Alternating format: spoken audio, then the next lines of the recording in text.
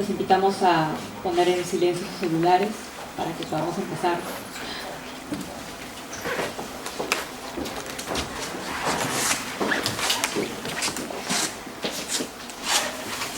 Mi nombre es Pamela Costa. Quiero agradecer en primer lugar a Limexpresa por darme la oportunidad de estar el día de hoy en este evento con todos ustedes. Y quería aprovechar para empezar con una pequeña reflexión, si me permiten. La ciudad es un organismo vivo, una estructura dinámica que cambia y se mueve como se mueven sus habitantes.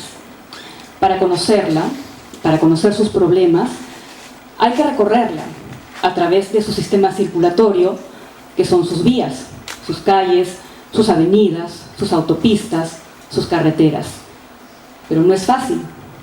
Todos, en mayor o menor medida, hemos sentido la hostilidad de ese organismo vivo. No importa cómo nos movamos a través de ella, porque si bien es una estructura, también nos estructura. Así la hemos construido y ella nos construye a nosotros. Moldea nuestros comportamientos y define nuestro ritmo de vida. La distancia, el tiempo y el costo de transportarse son factores que ya se han vuelto determinantes en nuestro día a día. Seguramente muchos de los aquí presentes tenemos el privilegio de elegir ir más rápido y cómodos a nuestros destinos. Pero la ciudad no somos algunos, somos todas, somos todos, porque la construimos juntos para convivir juntos. Y esa convivencia debe ser armoniosa, no hostil. Y es por eso que hoy, en el marco de su tercer aniversario, Movemos, Asociación Vinci Highways por la Movilidad Sostenible, presenta en conjunto con el programa Modural Travesías Urbanas, Movilidad desde las Periferias Limeñas, un evento en el que vamos a proyectar estas 4 historias que reflejan justamente estas condiciones de movilidad que millones de personas viven a diario cuando se desplazan desde las periferias de la ciudad y las estrategias que desarrollan para llegar a su destino. Los documentales que vamos a ver han sido producidos como parte del programa de investigación Modural con el auspicio de Movemos. Luego de la proyección vamos a tener el conversatorio que está compuesto por Mariana Alegre, por Solange Fernández y por Jeremy Roberts.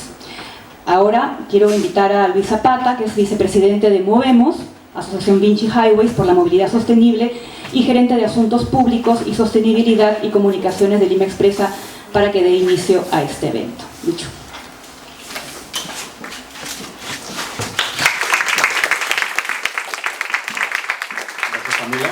Gracias a todos por estar hoy día con nosotros. Es bastante importante esta fecha porque estamos celebrando 3 años desde que nació Movemos. Movemos es la Asociación Vinci Highways por la Movilidad Sostenible y tiene como propósito promover la movilidad sostenible en el Perú. Han pasado 3 años y quienes nos conocen, quienes han empezado con nosotros, saben todo lo que hemos trabajado en función a nuestros 2 ejes de acción que tenemos. Muévete bien, muévete verde. Muévete Perú, que es una iniciativa en la cual promovemos la mejora de espacios públicos con una visión de seguridad vial, ¿no? Y también los espacios en los cuales hemos hablado de electromovilidad, ¿no? De transporte sostenible y muchas otras cosas más. Esto sigue, ¿no? Y justamente hoy el trabajo que estamos presentando viene a ser no solo el documental del cual habló Pamela, un documental que resume 4 historias de patrones de movilidad que millones de peruanos realizan día a día y que a veces muchos de nosotros no los vemos porque vivimos en una burbuja y tenemos la suerte de vivir cerca del centro de labores donde cada 5 días de la semana vamos a trabajar. Hoy día vamos a ver las historias de millones de peruanos que tienen que cruzar toda la ciudad para ir a trabajar, ¿no? Y esta es una actividad que complementa el programa Modural, ¿no? Que está desarrollándose tanto en Lima como en Bogotá y que está analizando los patrones de movilidad en ambas ciudades. Como ya se explicó, luego del documental vamos a tener un conversatorio y la idea es que sea un verdadero conversatorio, así que estamos a la espera también de los comentarios que ustedes puedan hacer con relación a lo que vamos a ver. Muchas gracias. IFEA, entonces el Instituto Francés de Estudios Andinos, quien ha manejado, ha participado, ¿no?, en el manejo del programa académico modular, quien está representado aquí, entre otros, por Jeremy. Mi idea no es tomar la palabra demasiado, de una forma demasiado larga, pero sino quizás insistir en la parte académica, entonces, de este programa tal como se desarrolló desde el 2020, y insistiendo un poco en un intento en conceptualizar un poco más el tema de la sostenibilidad, ¿no?, desde una perspectiva tanto sociológica como geográfica, porque esta meta común que se nos plantea, es también vivida desde posiciones sociales y geográficas distintas, y creo que pues lo que vamos a hacer esta noche es tomarnos un tiempo para darnos un poco cuenta también de las realidades distintas y de las prácticas tanto espaciales como sociales, pues mediante las cuales se vive y se atraviesa, ¿no?, una ciudad. Entonces, eso quizás quería subrayar también el hecho de que este programa de investigación se ha desarrollado juntos con instituciones socias que tenemos la suerte de contar como nuestros colegas.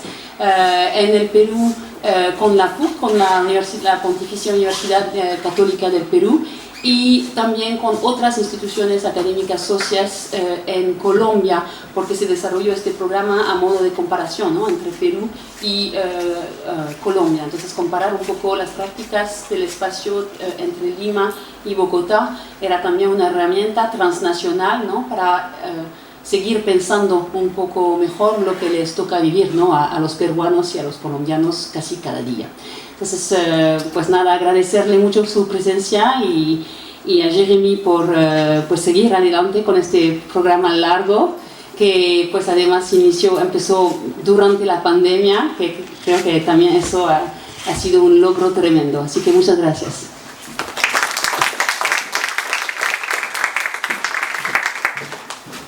Muchas gracias, Irene. Vamos a continuar entonces para ver estas historias que han sido seleccionadas. Son 4 peruanos que a través de sus experiencias reflejan justamente los desafíos que, como ya hemos mencionado, enfrentan millones de peruanos. Vamos a ver la historia de Wendolyn. Rodolfo tiene un trayecto que va desde su casa a su trabajo, desde Villa María del Triunfo hasta San Luis. Lisa tiene un trayecto que va de regreso a su casa. Ella sale desde el mall de Puruchuco en Ate y llega hasta Huaycán. Y Johnson tiene un trayecto que va de su trabajo a su casa. Él sale de Los Olivos y llega hasta Villa María del Triunfo. Así que vamos adelante con la proyección. Estos videos ya están en la web. Pueden ingresar a la página web de Movemos. Hay un banner allí en donde ustedes pueden ingresar. Y si gustan pueden compartirlos con el hashtag Travesías Urbanas en sus redes sociales. Bien, ahora vamos a dar pase a el conversatorio. Vamos a empezar de lo general a lo particular, ¿no? En términos generales, ¿qué sensación les ha dado conocer estas experiencias? Ver por todo lo que han tenido que pasar estas personas y por lo que pasan a diario. Y si me permiten empezar con Jeremy, porque tú eres quien los ha acompañado. Y hay algo en particular que a mí me ha llamado mucho la atención, porque quizás muchos se han sentido estresados de solo ver el video y ver por todo lo que han tenido que atravesar. Pero estas personas a las que tú has acompañado estaban siempre sonriendo de alguna manera, o como que estaban aceptando la situación, o resignados a su situación. ¿Tú cómo lo sentías? ¿Cómo sentías la actitud que ellos tenían frente a esto que ellos tenían que hacer todos los días para llegar a sus destinos? Muchas gracias. ¿Sí funciona? Ahora sí, ¿no? Bueno, gracias por la pregunta. Y Johnson en particular es súper sonriente y ha sido súper agradable, a pesar que tiene un viaje súper complicado. Wendolyn también muy agradable, aunque ustedes se dieron cuenta cuando recibe la llamada de su jefa que se cambia la cara, me dice, uy, estoy tarde. Realmente trató de mantener costura, pero estaba muy estresada por llegar porque se había organizado más o menos, pero demoramos en el trayecto, nos retrasamos y cambió su forma de ser. Y los otros, Rodolfo muy agradable siempre, y Lisa también un poco más complicada, de noche, apurada, a momentos no quería hablar, a veces que sí. Entonces la situación, el intercambio ha sido distinto con todos, pero sí, para mí es un punto que siempre ha salido, ¿no? Una forma de normalización de las dificultades, porque lo hacen cada día. Salvo Wendoli, que cambió, decidió mudarse y no poder mantener ese ritmo de 3 horas de viaje por día, entonces se muda, cambia su situación, aunque le cuesta dejar a su familia. Pero los demás, o Rodolfo, 20 años haciendo 2 horas de viaje ida, 2 horas de viaje vuelta durante 20 años, uno nos pregunta, ¿no?, cómo mantiene y trabaja de lunes a sábado todos los días, ¿no? Entonces es un viaje tremendo. Entonces el tema de normalización a mí siempre me parece que es un tema que resalta siempre de estos videos. Hay muchos otros temas, pero no hay que parar la parada.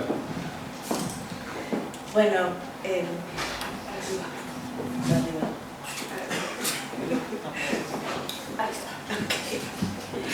bueno, encantada de estar aquí compartiendo con ustedes esta noche. De verdad que en los videos podemos ver clarísimo en todas estas travesías que hemos apreciado hoy el tremendo impacto que tiene el transporte en nuestras vidas, ¿no? Un transporte ineficiente hace nuestras vidas inviables.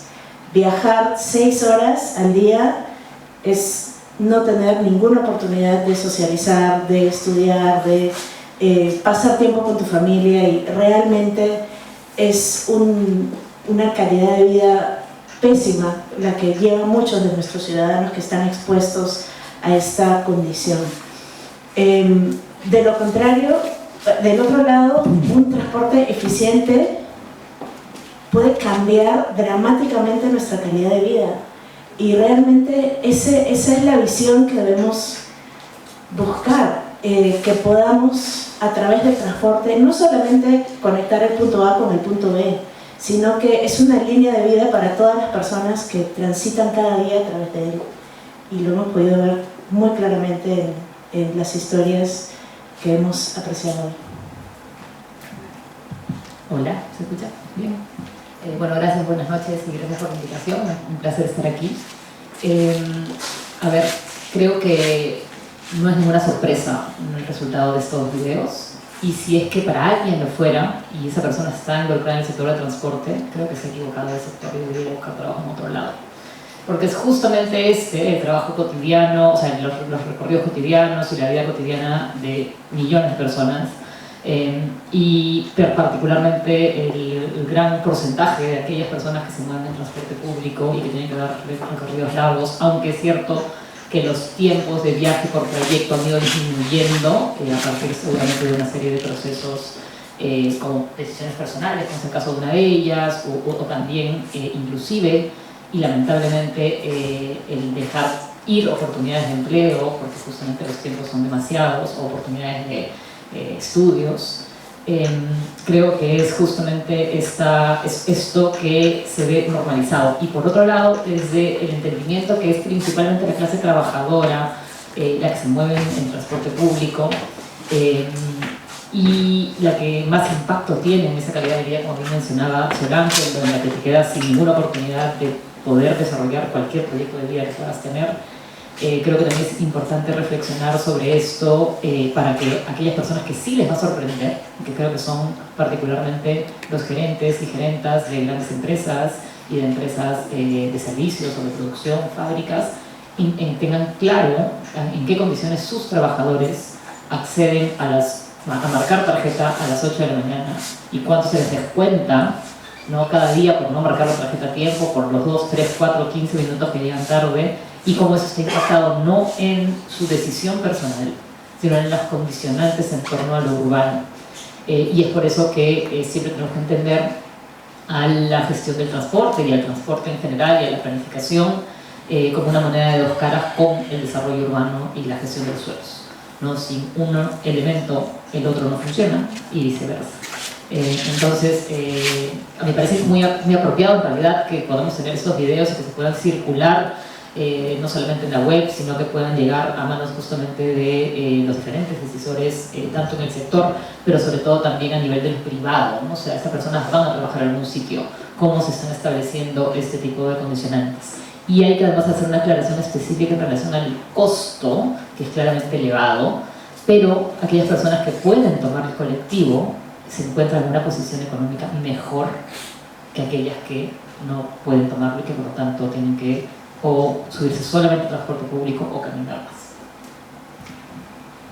Gracias, sí. Yo quería incidir en el tema de la normalización que hacen esas personas en su trayecto, pero incluso dentro de esa situación, en los relatos de estas personas que hemos visto, de Gwendolyn, de Johnson, uno ha podido ver que hay temas que sí le preocupan, ¿no? Desde cosas muy importantes, muy grandes, que pueden ser de mucho impacto, como la inseguridad, ¿no? Una de las pasajeras decía: no me puedo dormir en todo el trayecto porque me abren la ventana y me roban el celular. Hasta algo que de repente no podemos pensar que puede ser tan importante como comprar el pan la noche anterior para el día siguiente, porque no me va a dar tiempo de levantarme temprano para ir a la panadería y comprar el pan para el desayuno. Entonces sí hay preocupaciones que estas personas asumen durante todo su recorrido y que van a impactar en su vida. Entonces yo quería que ustedes nos pudiesen contar qué cosas más han podido ver de estos relatos, ¿no? De cuáles son estas preocupaciones que en estas 2 o 3 horas que ellos están en el transporte público van asumiendo. Sí. Hacemos al revés. Sí, o sea, a ver, hemos tenido casos particulares, 2 chicas jóvenes, 2 señores grandes, con diferentes tipos de responsabilidades, y conversamos afuera con Jeremy, que ayer también le hacía una pregunta sobre dónde está, pues, por ejemplo, un viaje que involucre a un protagonista en un rol de cuidado, ¿no? O sea, una madre, principalmente, además, que son quienes tienen la carga de cuidado prioritaria en nuestro país, y que eso implica levantarse aún antes para preparar los desayunos de los hijos, o los almuerzos del esposo, o atender o cuidar a un adulto mayor, a una persona enferma. Y como eso se incorpora justamente en la dinámica del viaje, no solamente el viaje al trabajo o al destino, al lugar de estudio o al lugar de trabajo, que además desde la perspectiva clásica del transporte se consideran los, entre comillas, viajes obligatorios o viajes principales. Y claro, como eso también impacta en esa gestión. Entonces, eso que mencionabas de comprar el pan la noche anterior implica también una serie de decisiones que se tienen que tomar vinculadas al recorrido y a la manera en la que se recorre y lo que se hace en ese recorrido, o lo que se deja de hacer. Y por otro lado, también está el tema en torno a temas de género. A mí me pareció bien interesante cómo las chicas iban contando, por un lado, cómo, por ejemplo, la mamá les enseñaba a tomar mejor la carro, o sea, todo un aprendizaje y una experiencia, y cómo, por ejemplo, el papá la podía llevar antes al paradero. Y es una práctica usual. Las ciudades acaban siendo más chicas y más limitadas para mujeres que para hombres, sea porque necesitas tener un acompañante, ¿no? sea que hay zonas en las que no te puedes acercar porque están fuera del territorio seguro por distintas razones, o sea que necesitas evitar paraderos específicos, generando que tú camines más o tomes rutas distintas para evitar, no sé, el partido de fútbol donde luego están tomando cerveza los que han jugado y te pones entonces en una posición de riesgo. A eso le quiero agregar qué pasa con la población migrante, que se encuentra además, sea una migración desde antes, digamos, en términos internos, pero ahora concretamente en términos externos, en particular de venezolanos y venezolanas, que por su precariedad en términos de estar en la ciudad y de conseguir trabajos además peor pagados y en peores condiciones, necesitan pues vivir aún más lejos, ¿no? de lo que podrían potencialmente acceder. Entonces creo que son elementos relevantes. Solange lo decía, el impacto que tiene en la calidad de vida del transporte es clave. Yo siempre he dicho que es una estrategia para disminuir pobreza. y es una estrategia para poder ofrecer calidad de vida y generar además producción económica o economía, ¿no? Si tienes una persona cuyo viaje se acorta y en vez de pasar 4 o 5 horas en el transporte o moviéndose, pasa menos, por lo tanto tiene ese tiempo para estar con sus hijos, para hacer deporte, para matricularse en una clase, para descansar. Si quieren, incluso algunos podrán trabajar más, ¿no? Pero estamos entonces normalizando esta idea de que el trabajo, como en el caso de nuestro amigo que hemos visto, Johnson, ¿no? Es constante y cotidiano por 20 años, ¿no? O sea, si multiplicamos las 4 o 5 horas diarias por 6 días, por 20 años, ¿cuánto tiempo esa persona ha pasado en el transporte y moviéndose? ¿Y qué tanto ha dejado de hacer?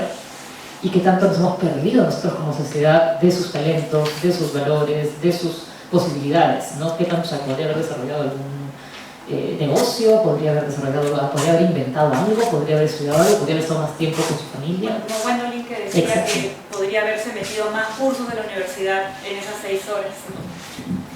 Sí, bueno, hablando de los videos un poco para poder tomar alguno de estos ejemplos, quizás puedo hablar del trayecto de Lisa para contestar tu pregunta. Cuando hablamos de transporte, no solamente es el transporte o el viaje, el bus, sino es algo mucho más grande, ¿no? Es algo mucho más integral. Por ejemplo, es intermodal, ¿no? Ella hizo intercambios, caminó por una zona súper oscura donde no había veredas, donde no había iluminación, no había ningún tipo de señalización, un entorno en donde cualquier persona se sentiría inseguro o insegura. Dijo que hacía ese trayecto sola todas las noches, caminando por lugares desolados, sin iluminación, sin veredas, hasta llegar a su casa. Creo que en todos los trayectos hemos visto esa necesidad de intermodalidad, de poder ir cambiando de modo de transporte para llegar a tu destino. Pero sobre todo, hablando de esta visión integral que hay que darle, ¿qué tanta relación tiene el transporte con la inseguridad ciudadana? ¿No? ¿Qué pasa si esa ruta de Lisa habría veredas iluminadas, tendría iluminación, tendría arbolado urbano? ¿Cómo te sentirías caminando por ahí al llegar a tu casa? Seguramente que te sentirías mucho más seguro o segura caminando por ese lugar, ¿no? También es un problema de inseguridad ciudadana. Solucionando haciendo mejores rutas, mejores avenidas, mejores calles, vamos también a reducir la inseguridad ciudadana. Atendiendo el problema de transporte, también vamos a atender el problema de salud que tienen los ciudadanos. Hablaba Gwendolyn que tenía migraña, hablaba Lisa que tenía estrés, y podemos hablar de todas las enfermedades respiratorias que tenemos en la ciudad por la cantidad de parque automotor que tenemos el día de hoy. Y también es un problema que al atenderlo va a reducir las problemáticas de salud que tienen los ciudadanos. Y también es un problema de empleo. También es un problema de empleo porque el transporte nos acerca a nuestros espacios de trabajo y podemos tener muchas dificultades para poder llegar y hasta el extremo de no poder mantener el trabajo porque no podemos marcar la tarjeta a las 8 de la mañana todos los días. Entonces es un problema mucho más grande que solamente tener un buen pavimento o que solamente tener una buena línea de bus, y creo que hay que mirarlo con todas sus implicancias y también reconocer el enorme poder e impacto que tiene atenderlo en estas otras instancias de nuestra vida. Al final hacen otras cosas porque tienen que organizarse, que pasan tanto tiempo en el transporte que no queda tiempo para hacer más cosas. Y Johnson, por ejemplo, yo le preguntaba, pero cuando tienes que ir al banco, ¿cómo haces? Si entras a las 8, sales a las 6, de lunes a sábado pide permiso en su trabajo y a veces le dan, corto el micro si me escuchas.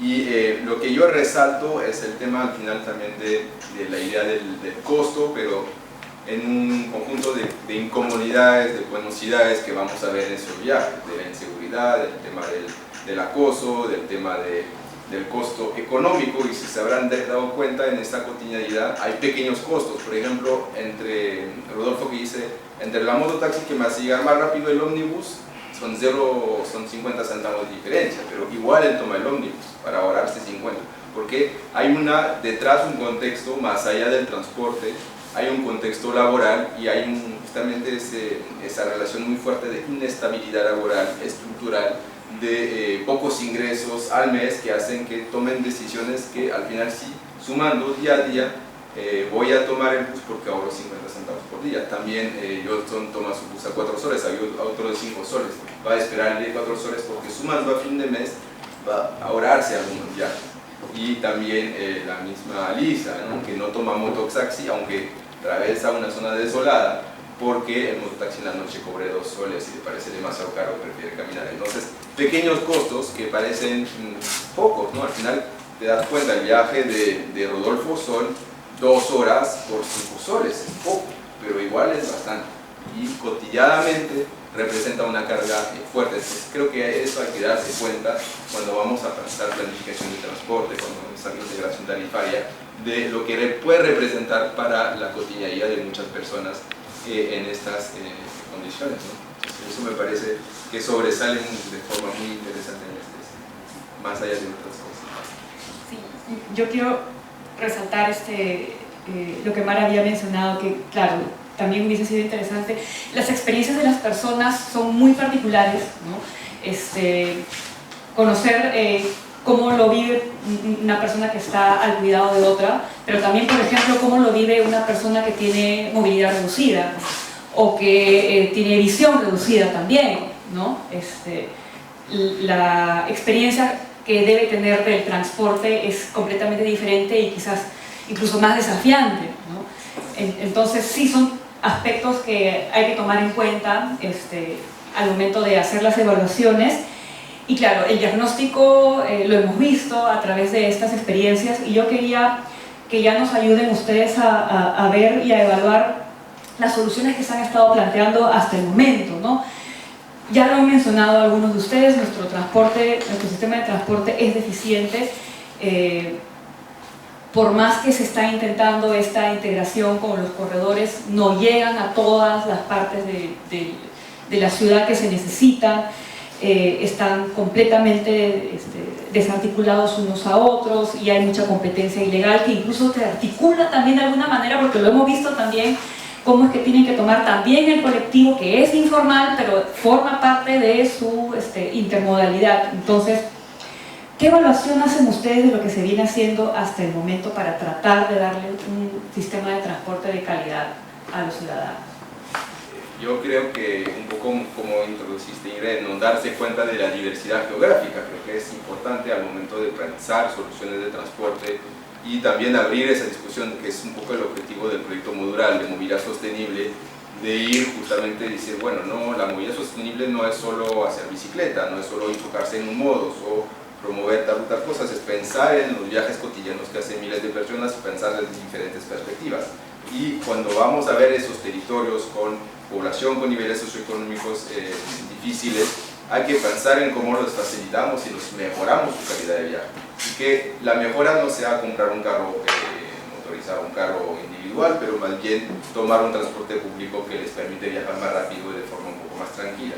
Entonces creo que ahí hay un trabajo, y los inicios de reforma de transporte que están iniciados ya desde varios años tienen que ser más ambiciosos y seguir siendo continuados. Ese es mi punto de vista.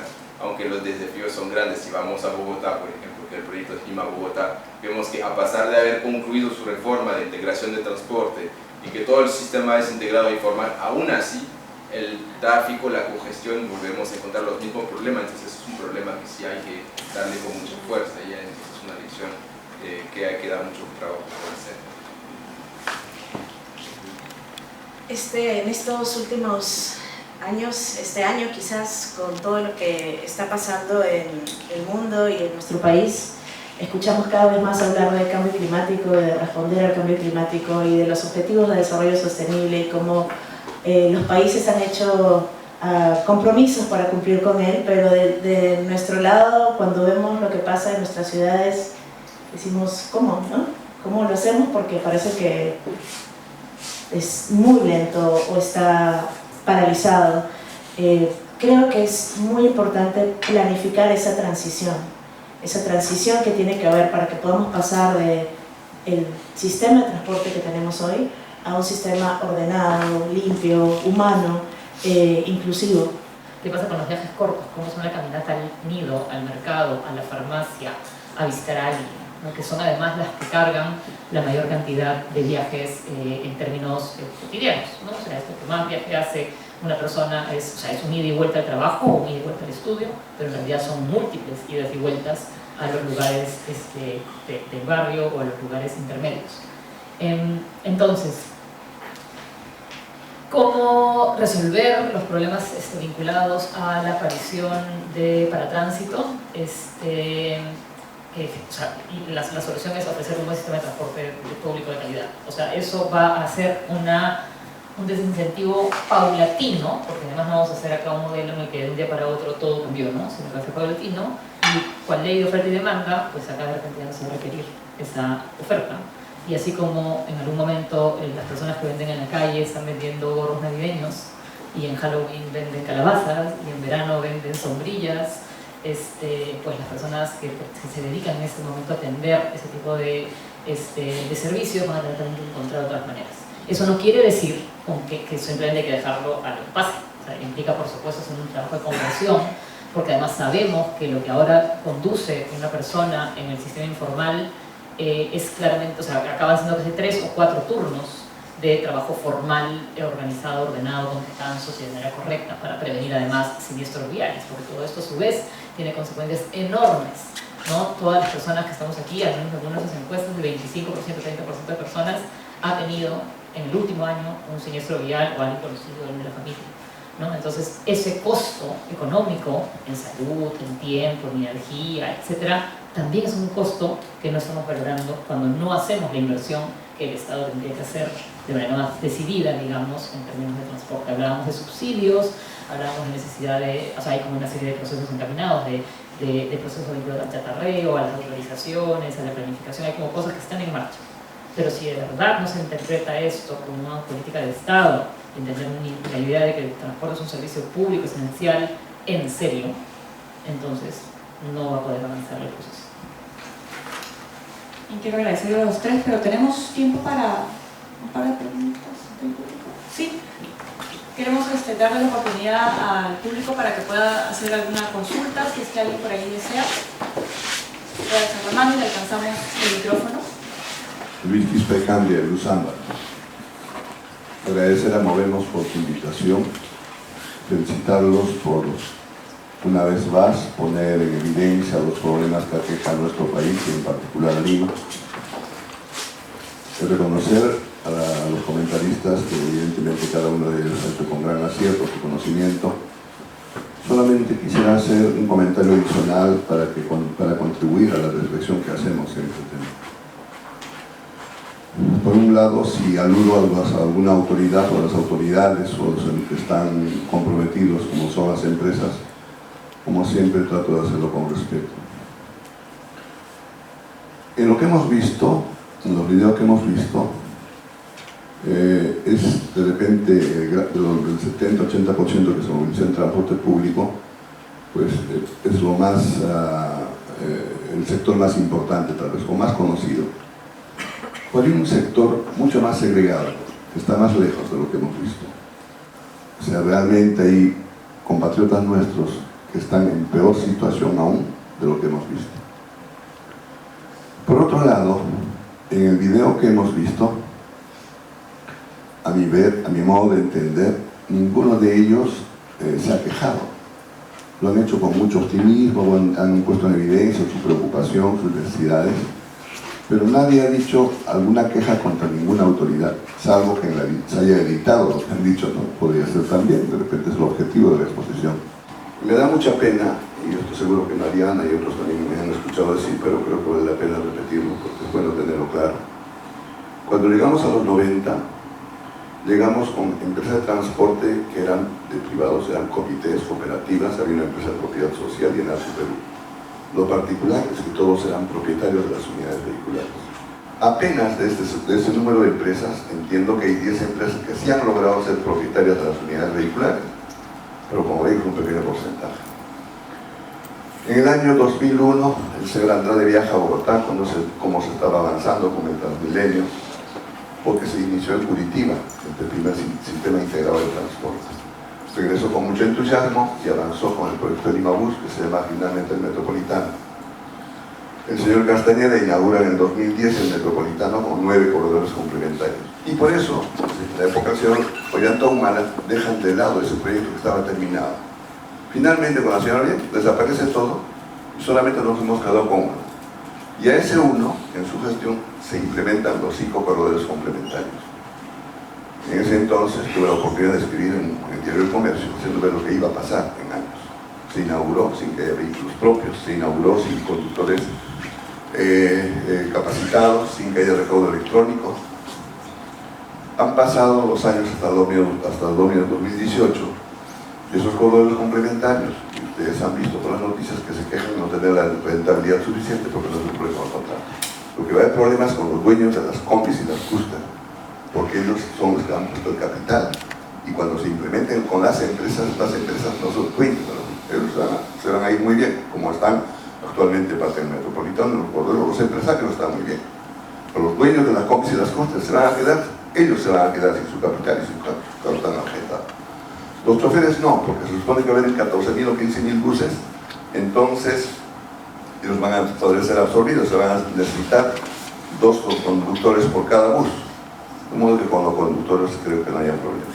En realidad creo que estamos frente a una situación crítica, y este comentario, esta reunión, este conversatorio nos lleva a profundizar y ver cada uno desde nuestro lugar qué más podemos hacer porque esta situación cambie. Gracias y disculpen por el tiempo.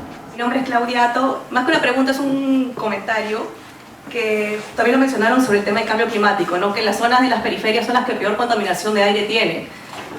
San Juan del Lurigancho, Villa El Salvador, y son las personas más expuestas, ¿no? También las personas que menos ganan son las que más gastan en movilizarse.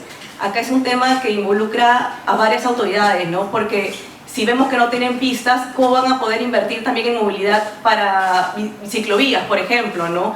Que hay muchas personas que hacen trayectos cortos y se sabe que más o menos creo que el 40% más o menos de los viajes que se realizan en Lima duran menos de 30 minutos. Entonces tal vez también hay bastante potencial que podrían usar en bicicletas o en otros medios alternativos, pero si vemos que en estas zonas no hay ni pistas, las autoridades no invierten en este tema, ¿no? También ahí está el tema de las mototaxis, que es una competencia municipal, que también muchas veces muchos distritos prefieren cancelarlos o eliminarlos cuando podrían también trabajar con ellos y poder formalizar este sector que también permite a mucha gente poder llegar a sus centros de trabajo. Otro grupo que también es muy expuesto es de las personas que nos apoyan en las casas. Muchas de estas personas también trabajan en las periferias y trabajan en lo que llamamos las burbujas. En algún momento cuando trabajamos en ATU también nos comentaron su problemática, que gastan una fuerte cantidad de dinero para poder llegar a sus centros de trabajo. Por ejemplo, en Lima, nosotros sabemos, Lima y Callao tiene más de 500 rutas, ¿no? Sabemos que existe y muchas de estas rutas, en algún momento se hizo un estudio que habían trayectos que duraban 50 kilómetros, que sabemos que el transporte público no lo realiza todos los días. Están escritos en el papel, pero en la práctica no terminan y no concluyen. Y se había un estudio para bajar este número alrededor de 350, para que la ciudad Lima y Callao tengan realmente las rutas que le corresponde tener. Pero esto también va a significar que la gente que normalmente conoce y que dice, el Chosicano, o que tiene el dibujo no sé rojo, me va a llevar a mi destino, con el cambio de rutas se va a modificar toda la forma tradicional que nosotros normalmente nos movilizamos. Y eso va a cambiar completamente y va a ser un tema social que va a haber, que las autoridades van a tener que afrontar, porque mucha de la gente se moviliza por costumbre, ¿no? Sabe que por acá pasa el Chosicano, la ruta de la amarilla, la verde, etc. Y modificar eso de un día para otro o en varios meses va a significar que la gente tenga que cambiar la forma en la que se transportaba. A mí, que yo uso transporte público, bueno, vivo en La Molina y me voy a Bancay todos los días. Y puedo salir en el próximo video también. Pero cuando trabajaba en ATU, pasaba que una vez también esperé media hora un transporte público y no llegaba. Y era porque 2 días antes lo habían cambiado, ¿no? Y yo no me había enterado, ¿no? Entonces, eso va a significar en gran escala cómo va a afectar eso a toda la población. Creo que la aproximación a una dimensión de la problemática del servicio de transporte como la que se ha planteado es muy importante. Coincido en el diagnóstico, coincido por supuesto en las medidas. La preocupación, por ejemplo, de Claudia de que se vayan a cambiar las rutas de transporte, pues gracias al cambio que ha habido ilegal en la presidencia ejecutiva de la Autoridad de Transporte Urbano, no se va a dar y no va a empezar porque se ha pateado completamente el cambio de rutas y la posibilidad de generar ninguna mejora en el servicio de transporte de las rutas tradicionales hasta agosto o sabe Dios cuándo, porque se ha prorrogado totalmente esas autorizaciones. ¿Quién ha dicho algo? Nadie. Realmente estamos hablando de un problema que no es una política de Estado y estamos hablando de una democracia que no tiene una real convicción de lo que es importante para la vida de las personas, que es lo más importante. De autoridades políticas que tampoco están alineadas con eso que es esencial. Y no perdamos de vista que eso es así porque hay una serie de intereses que no permiten ese cambio. O sea, ¿quiénes son los dueños de verdad de los autos colectivos? ¿Alguien lo sabe? Bueno, a mí no me sorprende, por ejemplo, ahora que habiendo luchado tanto porque los autos colectivos no se formalicen, no hiervan, sigan hirviendo en las ciudades, la Autoridad de Transporte Urbano actual esté preparando un proyecto de ley para formalizarlos. ¿Quién dice algo sobre eso? Nadie. Entonces, vamos a seguir reuniéndonos, a seguir haciendo estos análisis, que creo que es importante, pero tenemos que dar paso a otro tipo de resistencias y a otro tipo de reflexiones, porque si no siempre nos van a pasar por encima. Así como por ejemplo Luis Quispe Candia decía, bueno, se licitaron los corredores complementarios, pero lo que no mencionó es que el siguiente gobierno municipal no continuó con ese proceso de licitación y por lo tanto no se completaron los paquetes. Entonces, estamos hablando de que permanentemente hay una intromisión de parte política que por distintas razones termina trastocando lo que es un proceso de implementación que es muy complejo, que es muy difícil y que es muy desgastante. Cuando la ATU fue creada, la ATU no tenía ni siquiera presupuesto para poder operar. Pasemos, creo yo, a una actitud más activa y más crítica, porque ya ahora lo que nos toca es ajustar otra cuerda. Y yo saludo nuevamente este esfuerzo porque nos permite conversar, nos permite poner las cosas sobre la mesa y de verdad saber si uno renueva o no renueva su compromiso de poner la sangre y el corazón y el conocimiento en un proceso que no es entendido y en un proceso que tampoco es acompañado. Mi especialidad y lo que recogemos con las encuestas de Lima Cómo Vamos cada año es justamente lo que dicen los limeños, limeñas, lo que dicen los chalacos, las chalacas, y cómo impacta esto en su vida día a día y además por supuesto en su calidad de vida. Y esa ha sido un poco nuestra línea desde el 2010 que trabajamos en ese sentido, poniendo a disposición esa información y también exigiendo a autoridades en los diferentes momentos de cómo están atendiendo esos procesos. A modo de ejemplo, mencionaba Claudia el tema de la nomenclatura, ¿no? ¿Cómo se llaman los buses? ¿No? Entonces los buses no se llaman, o sea, uno no los conoce como Etupsa 777, uno los conoce como el Chanchito, o como la S-Star, que era la que yo tomaba para ir a la universidad. O como mi trayecto para ir a la universidad cuando yo vivía con mis padres, implicaba una caminata en la que además de saltar un río, en verdad era la sequía del río Surco, pero era el río Surco, y trepar una reja para evitar un recorrido más largo en el trébol y poder llegar a la hora y tomar mi micro que me lleva a la universidad en San Miguel, ¿no? Entonces esos hackeos del sistema que hemos visto son tanto desde los ciudadanos y los usuarios como desde la oferta del transporte, porque entonces ahí es que se compenetran esta necesidad insatisfecha, porque el Estado no nos entrega el servicio que necesitamos, con las soluciones espontáneas, que luego criticamos tanto porque son perniciosas y complicadas.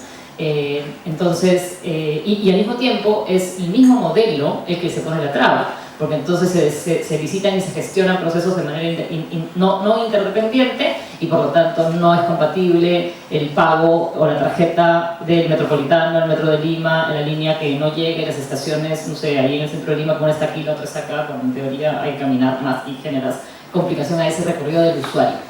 Ahorita en este momento la municipalidad, bueno ya no, ahora la ATU, pero la municipalidad de Lima en su momento, y ahora entiendo la ATU, cuando una línea de transporte genera un accidente grave y alguien muere, que además es una consecuencia enorme de la que no hemos hablado suficientemente ahora, tiene una sanción importante, que es que se le suspende la ruta al concesionario, a la que tiene autorización, ¿correcto? ¿Por qué? Porque es la manera fácil de tocarle el bolsillo, no vamos a trabajar 2 o 3 días, entonces tenemos que poner las pilas para resolver lo que fuese el problema.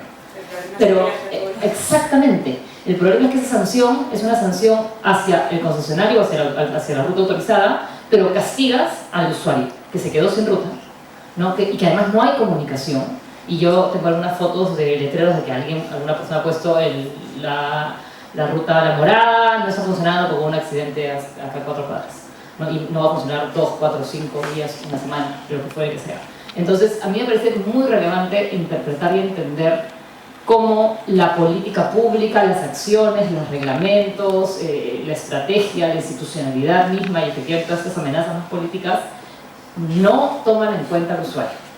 Y yo creo que eso es lo más grave. Ahora, el problema también está ahí en que ese usuario mismo es el que luego vota por esos alcaldes que van en contra, vota por aquellos que justamente van a pisarle los talones y que van a corretearles, que van a decirles que son delincuentes por tomar los colectivos, a pesar de que es la solución que encuentran, ¿no? Y a su vez no tenemos la capacidad de organizarnos porque creemos que es lo que merecemos, y ese es el problema.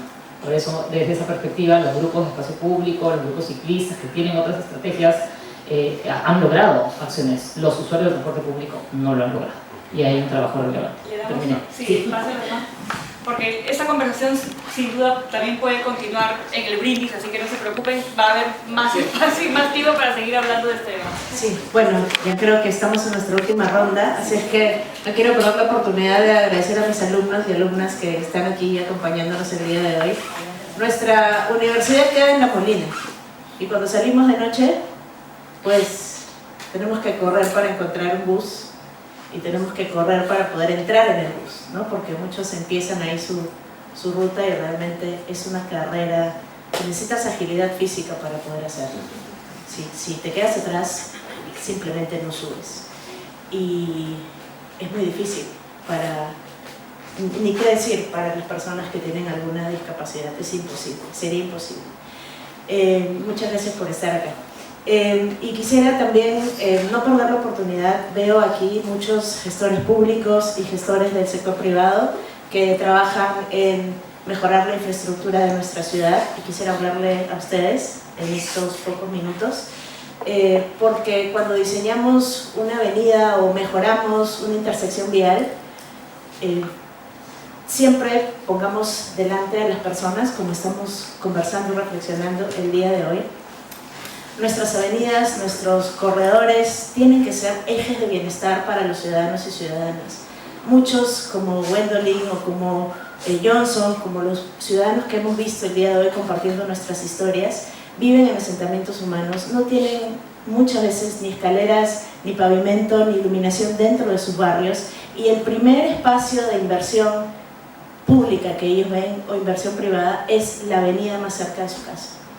Desde que Lisa salió de su casa hasta que llegó a la avenida principal de Huaycán, ahí es donde recién se puede hacer que esa inversión pública y privada que llevamos a cabo beneficie enormemente a los ciudadanos. Cada avenida metropolitana que intervenimos, cada corredor, cada autopista que hacemos, no solamente es la conexión de conexión del punto A al punto B, sino que debe tener como principal finalidad beneficiar a todos los ciudadanos que viven a lo largo de ese trayecto, económicamente, generando nuevas centralidades, generando nuevos espacios para vivienda, generando espacios seguros y espacios públicos de buena calidad para transitar.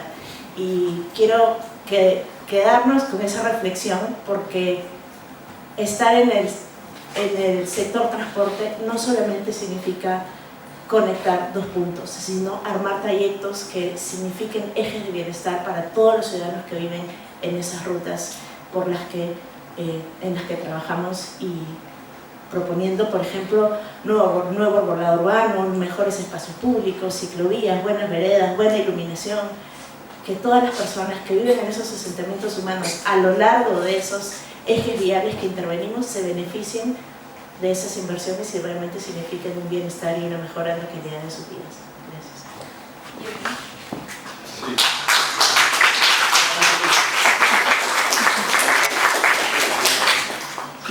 Sí, las interferencias. Tengo que cerrar varias ideas igual, muy corto. Escogimos, no pudimos representar la diversidad de situaciones, y claro, el tema de viaje corto de escaleras es algo que hay necesidad de mostrar, y puede ser la temática también de la última milla, cuando terminas tú empiezas con escalera, y eso es algo que sale de nuestras encuestas, de nuestras entrevistas, y vamos a ahondar, creo, sobre estos temas. Hay también ya viajes cortos, no todos son viajes largos, también de eso nos dimos cuenta.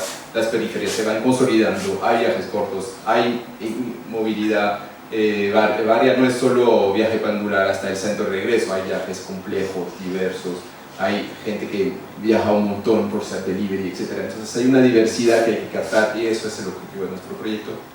Segundo, infraestructura es clave, pero ya lo mencionamos. El tema de la presencia del Estado, nadie se ha quejado, y hay dos ideas ahí. No se ha quejado porque no hay interlocutor, o porque hay una cierta resignación. Se ha podido quejar, pero como nunca hay respuesta, al final la gente hace su cotidiano. Y eso sí es una pregunta que nos vamos haciendo en este proyecto, porque en Bogotá se queja contra el Transmilenio, y en Lima nunca se hace referencia a la autoridad, porque las cosas son así. Entonces es una pregunta realmente de fondo, de cómo nos relacionamos con el Estado, de qué podemos esperar a cambio, y creo que hay un tema de ciudadanía que es bastante estructural e interesante de ahondar. Y finalmente quería agradecer y hacer agradecimiento para cerrar. Primero a Marca Lima, que veo que está Camila, que al final es la que grabó los videos, me acompañó, y que ha sido también un tema logístico bastante intenso e interesante, y les agradezco porque el intercambio ha sido muy productivo, y también el proceso de postproducción de los videos, que al final, imagínense, 10 minutos de un viaje de 3 horas, hay que escoger, y hay muchas más cosas que mostrar, pero ha sido un trabajo muy interesante, y les agradezco por todo. Y finalmente a Movemos, porque al final se encuentro en un proyecto de investigación y una fundación iniciado por Bansi, que trabajan un tema de movilidad sostenible, pero con enfoques muy distintos, desde el sector privado, sector público, bueno, al final nos encontramos con ese proyecto, y creo que, aunque tú dices que toda la gente lo conoce, creo que vale la pena visibilizarlo para difundirlo más, porque yo creo que esas experiencias hablan de muchas cosas y prestan a abrir un debate que se puede ir por muchas aristas. Entonces, muchas gracias a Movemos por la oportunidad de tener ese resultado, ese espacio, y a la Agencia Francesa por recibirnos en este cine. Muchas gracias a todos. Muchas gracias, Diego, también a Mara, y a todos ustedes también por haber venido el día de hoy. Ahora sí ya podemos pasar a preguntas.